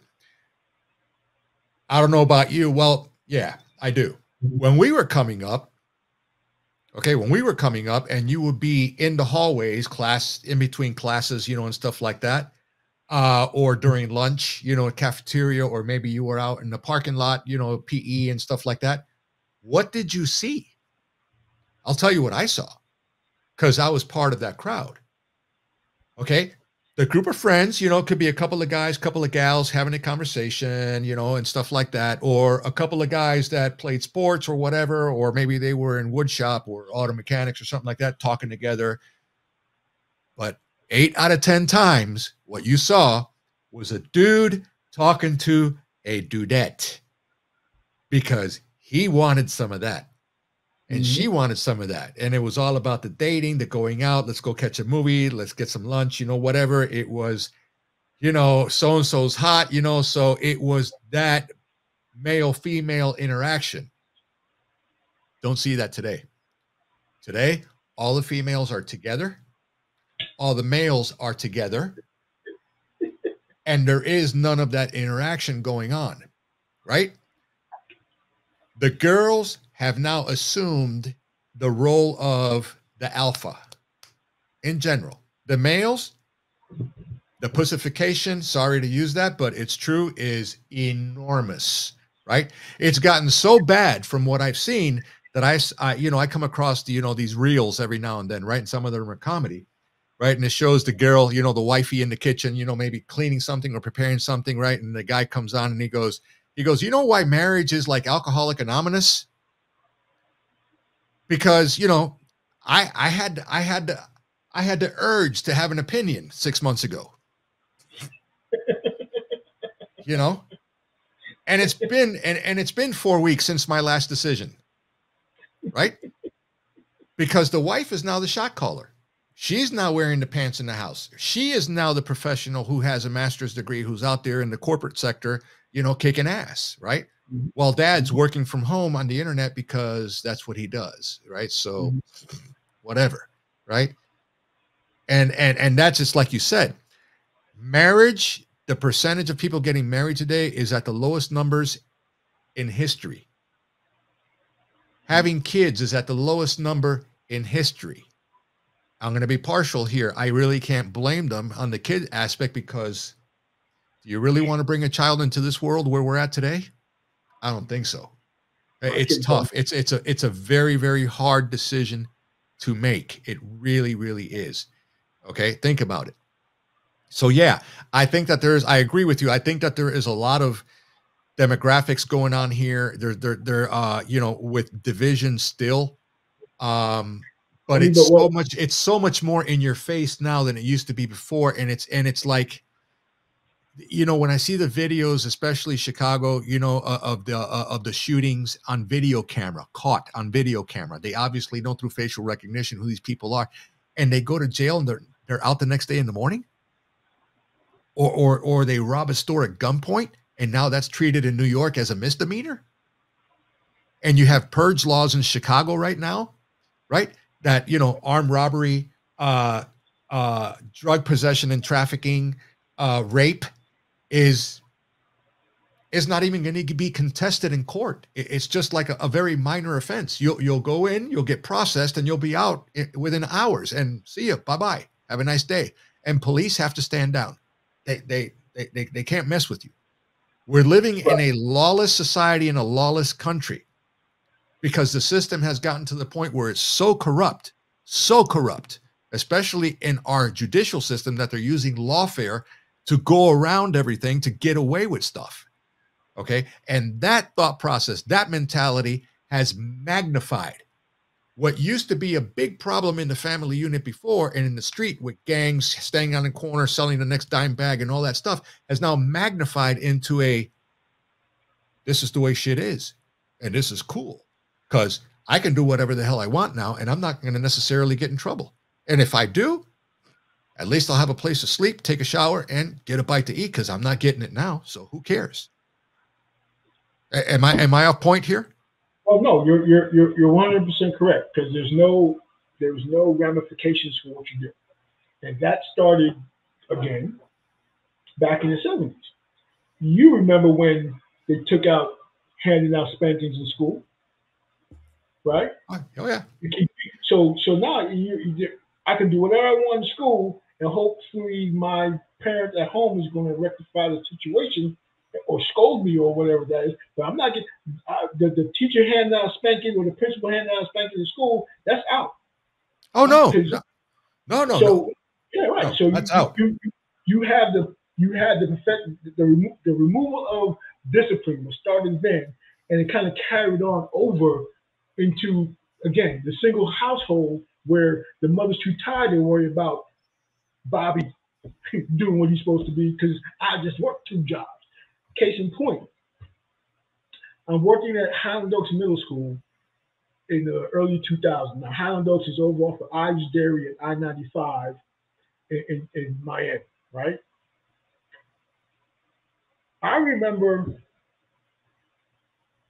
people calling, like the attendance staff would call home, hey, your son was late to school today, this, that, and the other. And the response would be, oh, he made it today. Meaning that I don't care if you made it to school or not. Oh, and if you manage the school, he's now your problem. I don't have time. You Wow. took the discipline. You took the discipline out of the school, and the single parent at home, is not disciplining the child either. So who's running the house? The child, right? So if there's no discipline there, there's no discipline at school. The two places he spends a lot of his time is, I'm not running the street. I'm not getting the love I need because mom's too busy working. There's no father in the house. I'm going to go find love with the boys, right?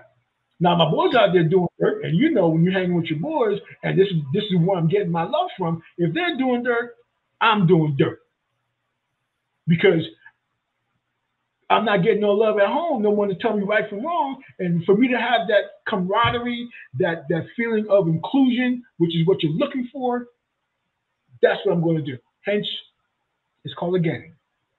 Yeah, exactly. Right. So it all boils back down to the nucleus of the family, the man being in the family, help bring that nucleus together. You bring the nucleus together, the education part together. Now you show your family that there's these differences that you can resolve with thought process and education and providing better opportunities. You change a lot of these things, but a lot of us are buying into what we see. I have a friend of mine, I won't say his name, right? But he and his wife go to church a lot. Church. And you know, we've had a conversation about that, right? Right. I said, yeah. Where's the church? It's in the hood. A lot of them. He gives 1/10 of his family's income as tithes to the church. Right. Right? Yep. That equates to about $1,000 a month. Damn. That's a lot of money, right? For what? So that they can have new benches. No, 10%. I can give you the answer to that. 10% stays always in the local churches, and the rest goes to the Pope over in the Vatican. Straight up. That's a show for that's something I'm working on right now, but that's basically where that winds up. That'd be a whole nother conversation. But yeah, it's those things. It's those things, right, that we have to work on as a family and as people. Cuban American, Black American, African American, whatever, right? Those things that we have to work on in ourselves. Then we work on that within our community, and then it's how we change and get ahead and move ahead, right? Show our people that there are more than just these things that you're doing right now that you can get ahead. And you can go on YouTube and you can get a whole lot of information about real estate, about investing, about how to manage your money.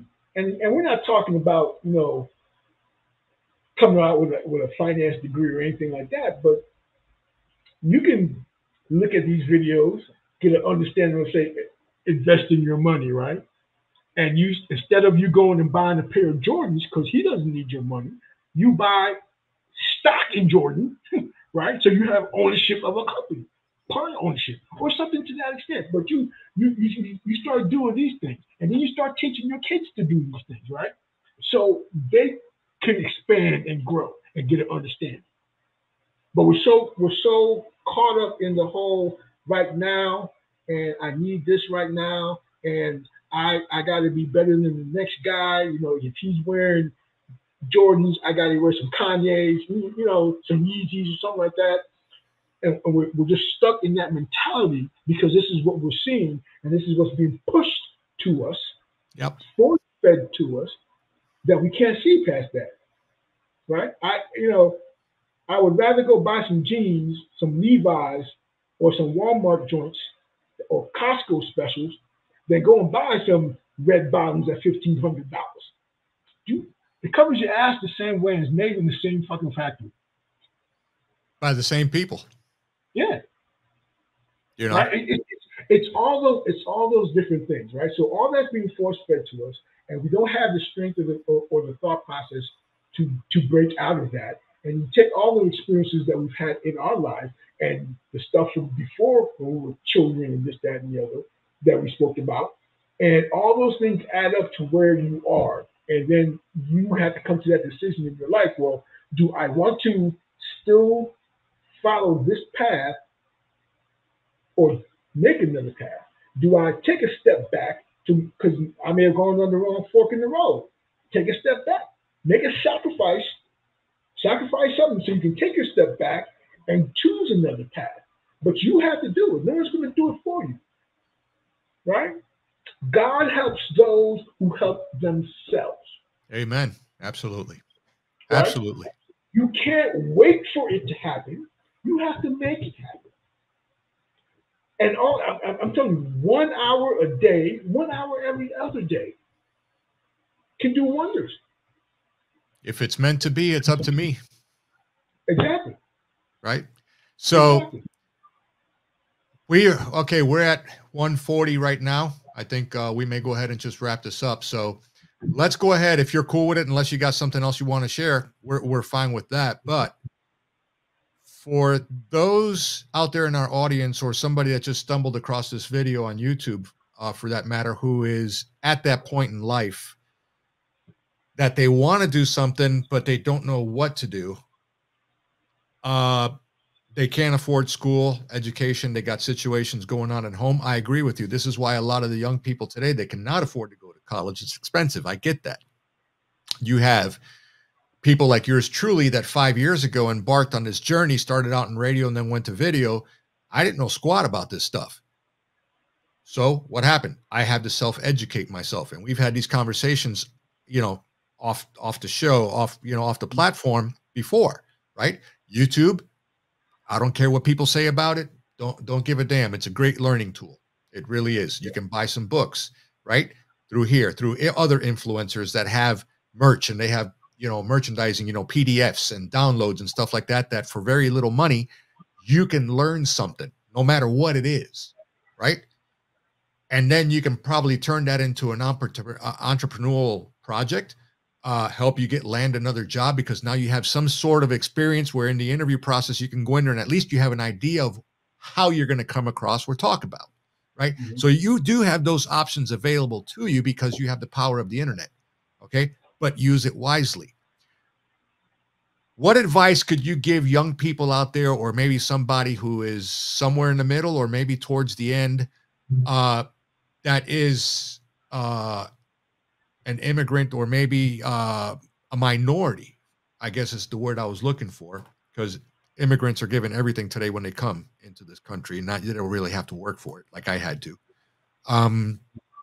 What advice could you give them, Rodger, to say, hey, if you're here, I would suggest starting here and go from there. And where can I go seek advice, mentorship, and stuff like that? What would be your advice if they don't have that role model in the household on where they can go to seek a more positive environment just for self-knowledge? You know what I mean?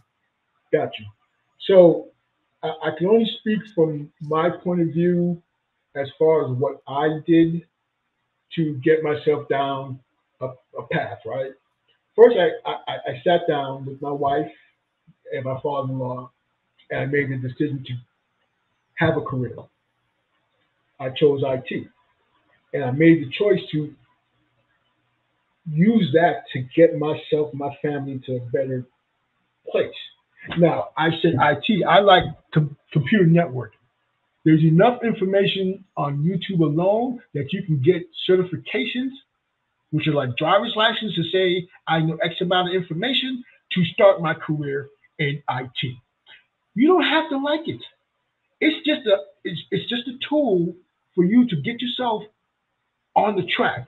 So you get a job. Let's say you get a job in IT, but you really want to be a painter, but you don't have the money what you need to get right there. I need a job to provide. So I use the IT as my tool to get to my painting, right? It's the same way you do IT for work, so you can provide and have the opportunity to start your YouTube channel and move forward. You have to find something that you want to do and make whatever sacrifices you need to make to achieve that goal, right? Take your time. Understand that it's going to take sacrifice. It's going to take hard work. Also, it's going to take you believing in you. You have to believe in you. Nobody's going to help you except for you. Now, there'll be people that you can go and talk to, right? But people are not going to invest their hard-earned time into you if you're not investing it into yourself. Bingo. Yes, sir. Absolutely. If you want to be the best basketball player in the world, go out there and put in the time. If you want to be the best DJ in the world, put in the time. Whatever it is, you put in the time to make the sacrifices, because it helps you, it helps your peoples, and if you're, I'm telling you, how many times have you had conversation with your kids about stuff that's happened in the past? You don't remember having it or doing that, but Daddy, do you remember when you told me blah, blah, blah, blah, blah, blah? Hell no, but they remember it, right? Because they're watching you. They're watching you. So if you're sitting there as a lazy motherfucker, guess what they're going to be? So it's you putting in the time and the effort to bring and uplift everybody up after that. Now, once you make a decision on what it is that you want to do, don't half-ass it. Don't procrastinate, right? I'm a king of procrastination. Don't procrastinate. Go in there after you make the decision what it is and find as much information about that and shoot for the stars. Don't go to school to become a nurse. Go to school to become a doctor. And if you don't make it a doctor, you can fall back down to a nurse. If you understand what I'm saying? And a good one. Shoot for the stars. And if you miss on your shot, you can come back down. Don't shoot for mediocre. Shoot for 100. And everything else will fill itself in. Right? And awesome. Find somebody that's on your same wavelength. If you're hanging with people that are not in your same wavelength, right? They're throwing off your psyche, they're throwing off your mojo. You gotta kick them to the curb and rap with people that are on the same groove that you are, right? If they're not on the same groove and the same thought process, and they're not seeing it the way you see it, move on. And that could be your spouse, right? Because you can't be going out there fighting the world and coming home and fighting the spouse, right? But you have the conversation with the spouse first. Make sure you're all on the same page, and everybody else that's outside of you, because people tell you they love you, but some of them don't want to see you get ahead. Nope. They don't want to see you do better than them, right? So and then they start putting their experiences on you. They were scared to make a move. They were scared to take a verse down their path to go down another way. So they start telling you that you can't do that, right? So now you got that self-doubt being put into you by somebody else. If they're not rocking with you, with your thought process, they don't even be rocking with you at all, and you move on to somebody else. God put people in your life for a reason. Sometimes it's not for you. You may need to be the one that you're in that circle, because God needs you to be there for them. You might be the one that's inspiring them. And that's just real talk. Absolutely. Absolutely. We used to have a saying that said, show me who you surround yourself with, and I'll tell you what you're going to become. Exactly. Right? You got to have positive people around you. Yeah, go for it. You got to have positive people in your life and positive influence, and misery loves company, and you need to stay away from, people that want to keep you down. And Rodger, you're absolutely 100% right. Sometimes it's your own family. I mean, I'm living proof of that, right? The old man constantly, you're never going to be good enough. All your friends are dopers, you're never going to amount to shit. You're never going to be this, you're never going to be that, because da, da, da, da, da. But then again, at the same time, he never wanted to go to the next level. Never. He was a maintenance worker at Fontainebleau Park off Flagler in 87, looking after people's broken apartments inside, shit inside their apartments, right? That's what he did. He was a maintenance worker. Never aspired to do any more than that. Why? Because he was comfortable. He was comfortable where he was at, and he didn't give a shit if there wasn't enough money. Then it was Go ask your mother. Or you want that? Go work. Roger that. No problem. I'll go work. I'll go get a job. You know, and I was that kid. I was that kid that, you know, here it is. I'm in the 12th grade, South Dade Senior High, down in Leisure City, Homestead, right? And I am, get this, I'm 5 months from graduating, and I dropped out. 5 months away from graduating, and I dropped out. You know why I dropped out? You ready for this? Because I wanted a car. And in order for me to get a car, after I was told that, Dad, hey, I'm going to hook you up, and I'm going to, no, that I was going to get a car, and it didn't happen. And I'm sorry. Growing up in South Florida, especially in that neck of the wood, public transportation was not. It just wasn't there. No Ubers. You couldn't afford a taxi cab. You can forget about the buses. You'll melt out in the sun before a public transportation bus would show up, right? If you didn't have a car to get around, you were toast. You couldn't go to work. You couldn't do shit without a car. Man, the girl wouldn't even talk to you if you didn't have a car, bro. Talk to you. Wouldn't even look at you. Yeah, right. I'm riding the bus with you. What you talking about? Exactly, right? So, you know, so what did I do? Right? I said, man, that was a stupid move. No, it wasn't. I was given an opportunity. Right? By networking with other people in my circle, and sometimes going outside my circle, just by what? By smiling, looking at people in the eye and saying hello. You know, I have a question. I see that you work here in store X.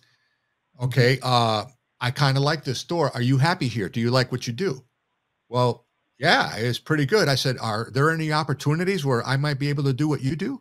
They're like, well, actually, you know what? We are hiring. We're hiring in the stockroom in the back, but it's a night shift position.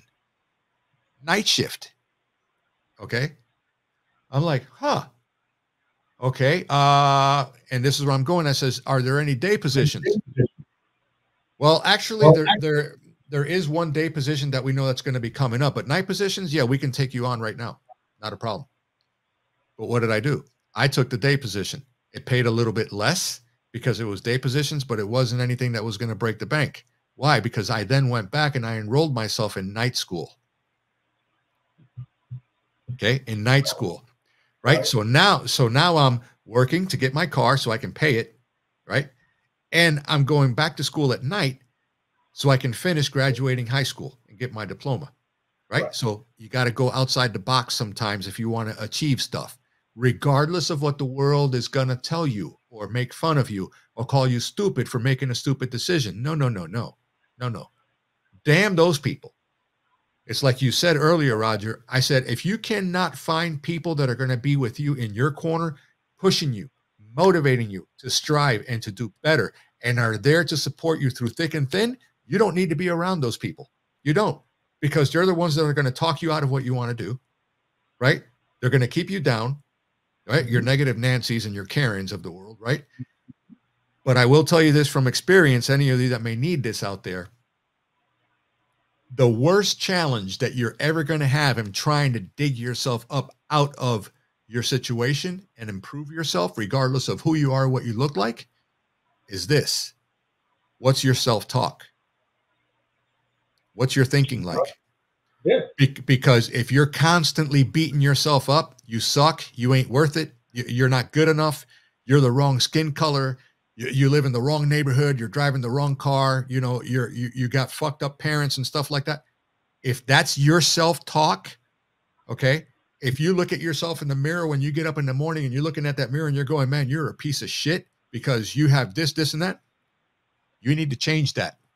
You need to change that, and you need to change it quick, because you will not achieve anything positive in your life until that changes first.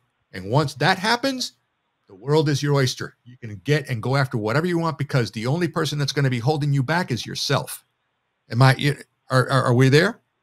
You're 100%. You got to be not just that. You got to have in you the fortitude, right? The cojones to be like, yo, I'm going to do whatever it takes to change my circle, right? I have a semi-long story. We met my wife at Taco Bell. She's an employee. I'm a shift manager or assistant manager, something like that. We're dating, and she comes to me and she says, I want to move out of my parents' house. I'm going to go get an apartment. I'm like, okay, cool. And we're only dating for like 3 months. But I'm looking at her and I said, I know what you can afford because I do the payroll, right? Yeah.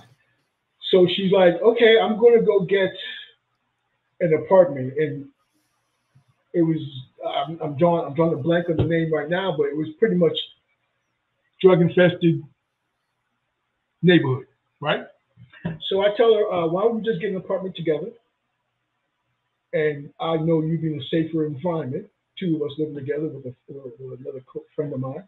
And I don't have to worry about you dodging bullets to get to the apartment, right? And my wife is hot, by the way. So then I got to worry about the dudes trying to holler at her. So we move in. You know, a Jamaican parable is, why would a man buy the cow if he's getting the milk for free? My father-in-law could not stand me.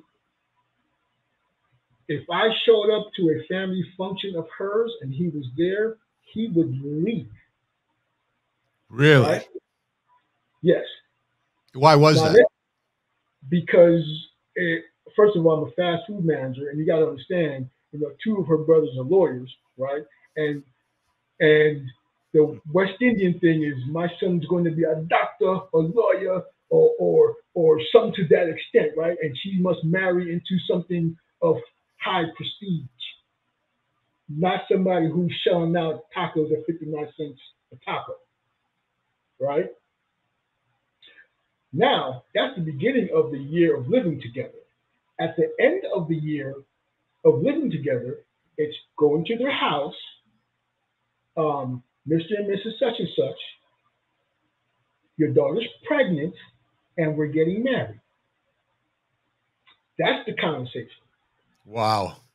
It took all of God's will for him not to reach out and choke me, right? Because this is not how his thought process and plan was to go. Just to shorten it up, I lived with him for years. I still have animosity towards that, but of her 4 brothers,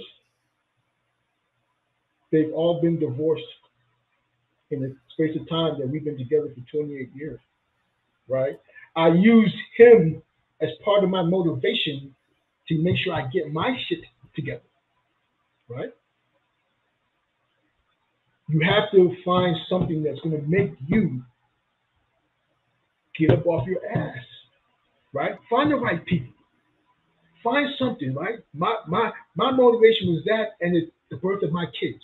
Knowing that I'm working at a fast food joint, that I'm putting in 60, 70 hours, and I will not be able to see my kid play baseball. I wouldn't be able to see my kid play softball. I wouldn't be a part of my kid's life, which ties me back to being just like my fucking father.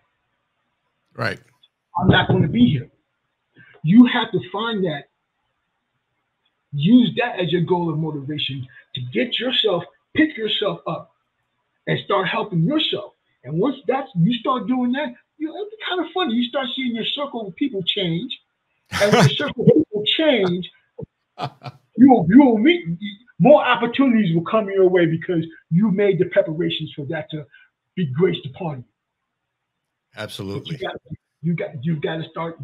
It's on you to make that change. Now we can talk all day, bro. I know. Well, there you have it, guys. We're coming up on 2 here. Just perfect timing. Listen to this man.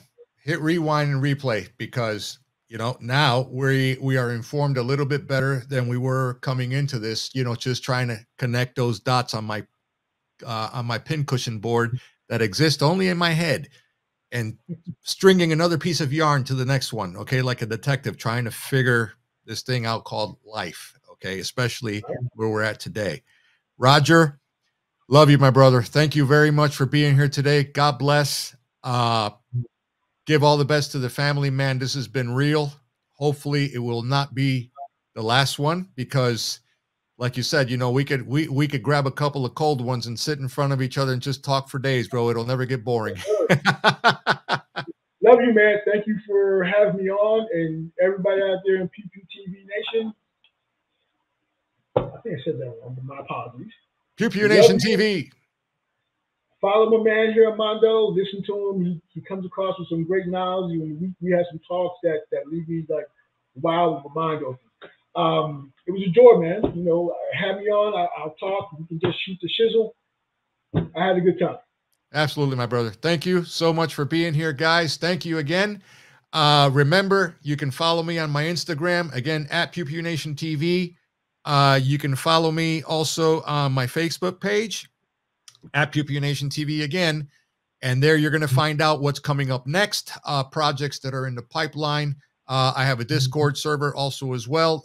You can see this on the end tags as well to follow me on the socials. But please, if you got value out of this video, I'll run this here again one more time. Do me a huge favor. It won't cost you anything. Smash that like button. Subscribe to the channel. We do have Patreon. We got Buy Me a Coffee. We do have the Join the VIP also. You can see that down below. And I'm telling you, just put it out there as much as you can. If you feel that this is going to possibly help somebody out that you're concerned about, or maybe it can help you out. All right. We're going to be bringing some more of these interviews for you in the near future, talking to some other really, really interesting people. And it could be about any topic whatsoever. That's going to be the beauty of this thing. So until then, thank you for being here again. And we will catch you on the next one. And remember, as always, keep your head on the swivel, keep your powder dry, and above all, God bless. We'll catch you on the next one.